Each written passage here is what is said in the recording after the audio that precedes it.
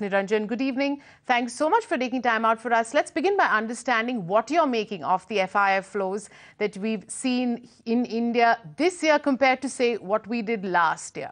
Yeah, I think in terms of total amount of flows that have come into India this year, it has been around $15 billion plus, which has come in India this year versus $20 billion plus, which came in last year. So if you look at the amount of flows which have come into Indian markets, it has been slightly lower.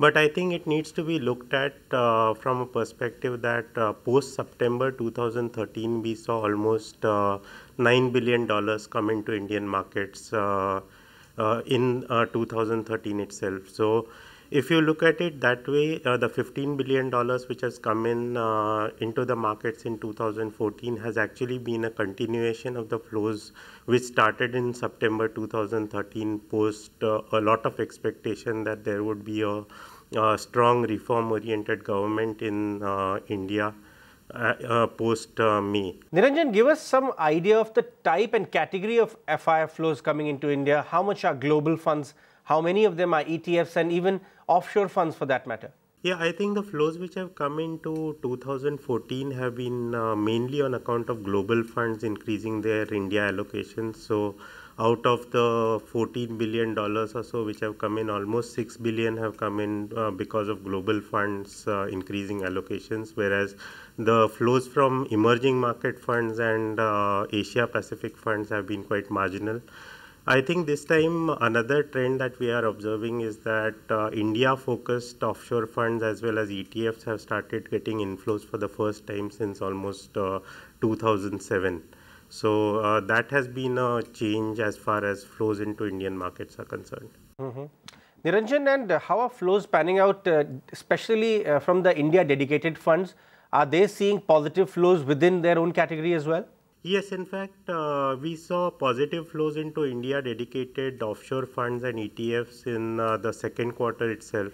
But those were mainly related to flows which had come into ETFs. Now in the third quarter of 2014, we have seen flows which have come into both offshore dedicated funds as well as offshore India dedicated ETFs. And the interesting part is that flows into offshore mutual funds dedicated towards India have actually outdone the flows into ETFs, which indicates that it is more stable money which is coming into India. Let's talk about the impact you think, the stimulus from Japan as well as the Eurozone will have when it comes to inflows into India. Yeah, I think overall it should be a positive because it kind of leads to a risk-on type of environment as far as emerging market flows are concerned. And I'm sure India with its positive outlook should get a fair amount of those flows. So I think it's a positive development as far as Indian markets are concerned.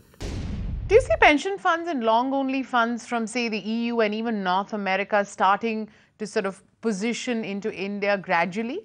No, I think in terms of the long-only funds which are there in America or the US or other developed markets, we are already witnessing good amount of flows which are coming in from those funds into India. In fact, as I was mentioning earlier, most of the flows in this quarter, in this particular year, have been on account of flows which have come in from global funds as against emerging market or Asia Pacific funds.